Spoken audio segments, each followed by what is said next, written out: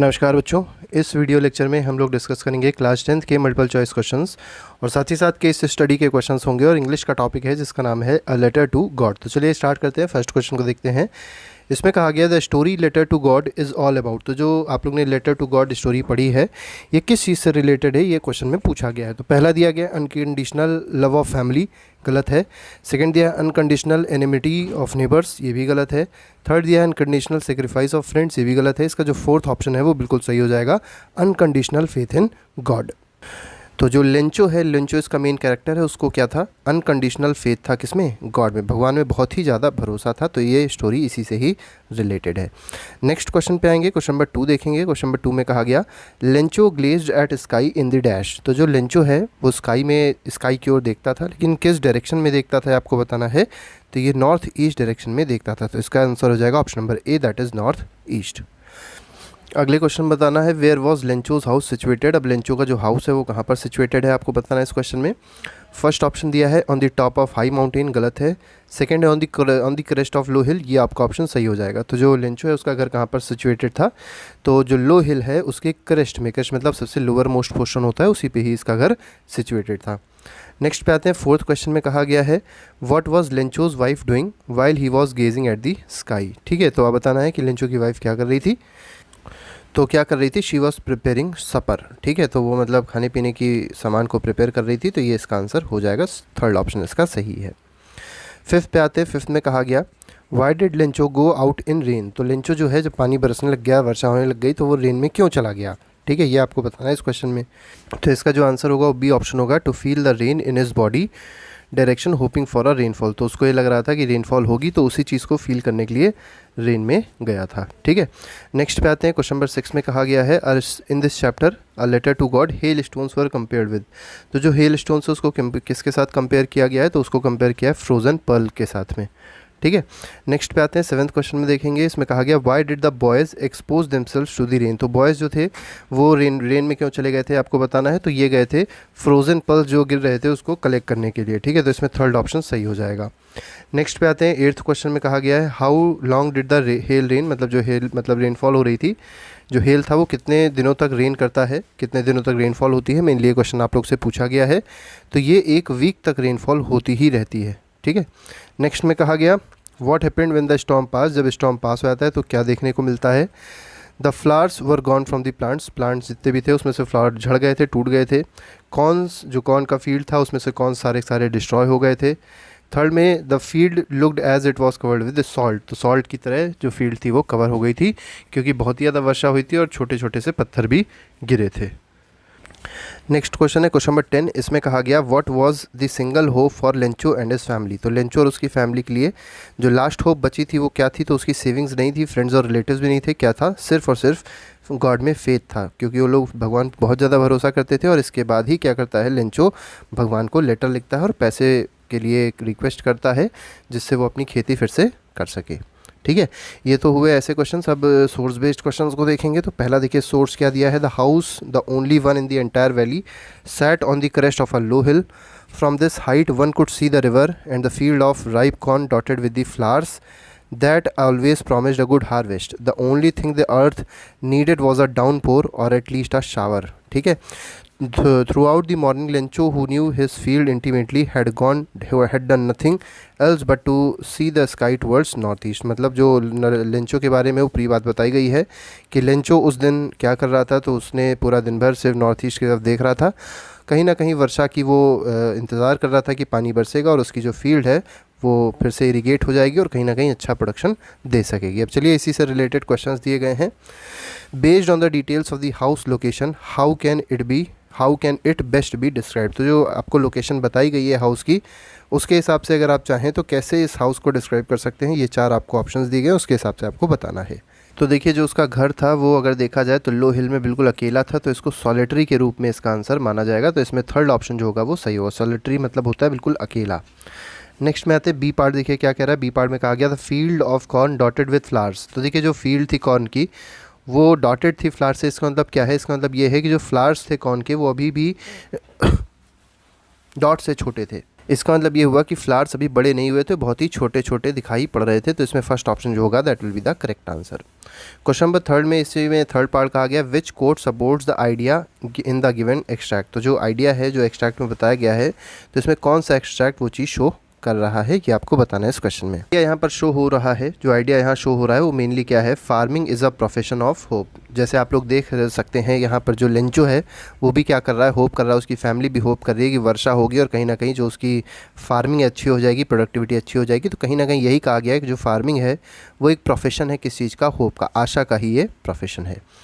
Next पे आते हैं, देखिए एक और यहाँ पर केस स्टडी केस दिया गया है, आपको सोर्स दिया गया है, उससे रिलेटेड क्वेश्चन पूछा गया है। तो सोर्स पहले पढ़ लेते हैं। Lencho showed not the slightest surprise on seeing the money. जब उसको मनी दिखती है लेटर में से तो उसको बिल्कुल भी आश्चर्य नहीं होता। सच वॉज हिज कॉन्फिडेंस, उसका कॉन्फिडेंस था कि उसको पैसा मिलेगा। But he became very angry, लेकिन उसको बहुत ज़्यादा गुस्सा आता है। When he counted the money, जब वो पैसे काउंट करता है और जो पैसे उसने रिक्वेस्ट किए थे भगवान से उसको कम पैसे उससे मिलते हैं तो उसको बहुत ज़्यादा गुस्सा आता है।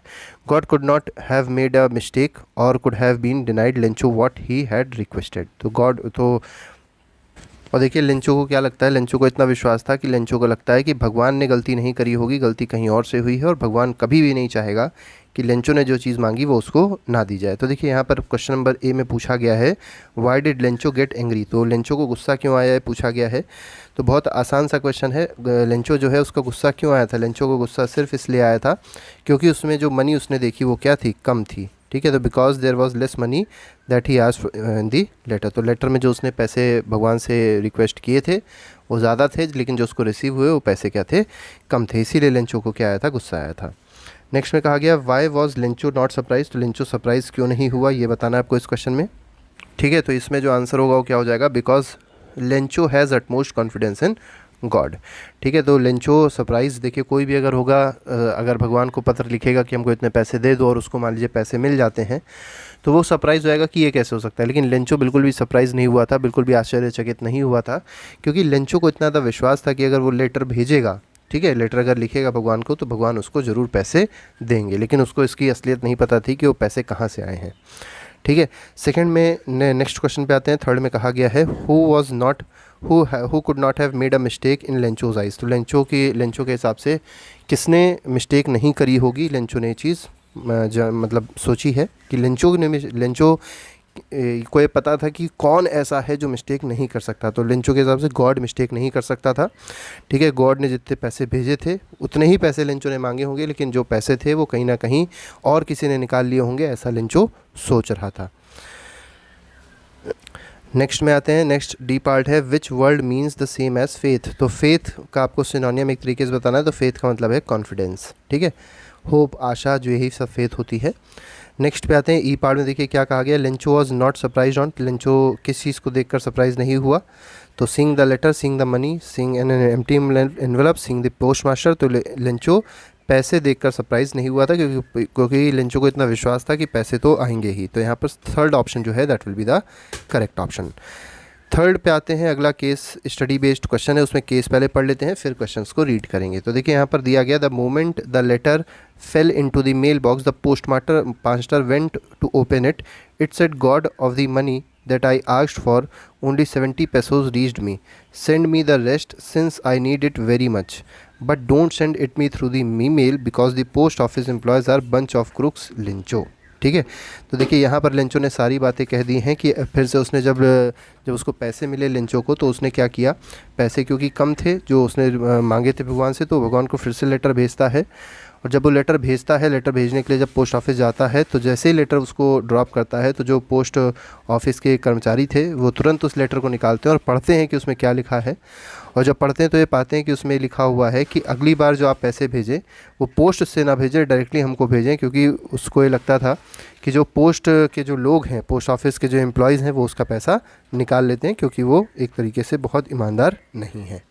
तो इसी से रिलेटेड अब पहला क्वेश्चन देखेंगे। पहले क्वेश्चन में क्या कहा गया, why did the post master open the mail box immediately after Lencho had posted his letter. तो जब लेंचो ने लेटर को पोस्ट कर दिया तो पोस्ट मास्टर ने तुरंत लेटर को क्यों निकाल लिया, ये आपको इस क्वेश्चन में बताना है।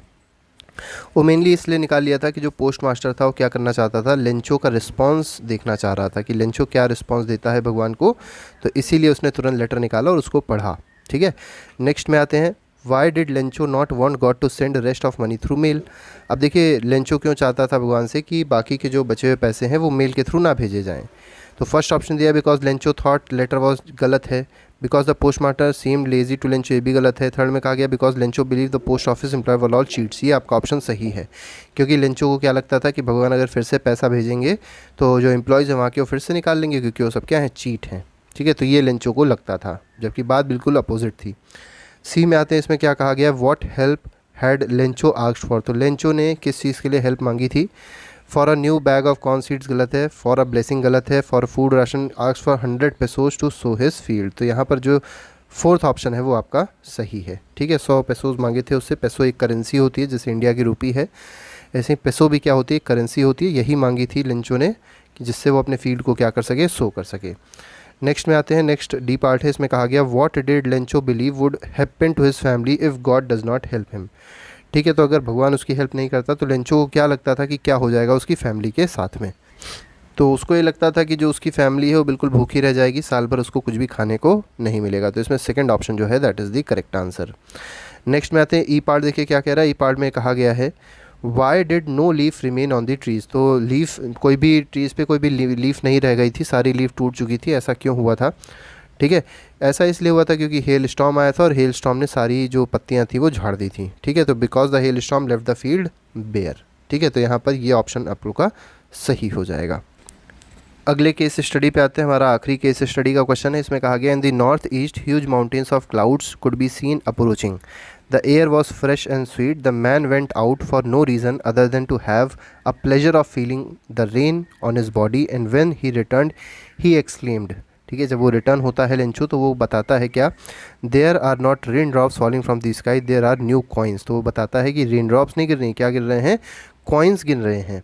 ठीक है, the big drops are 10 cent pieces and little ones are 5। तो ये कहता है कि जो बड़े बड़े ड्रॉप्स हैं वो 10 सेंट के बराबर हैं। सेंट भी एक तरीके की करेंसी है, एक तरीके का पैसा है।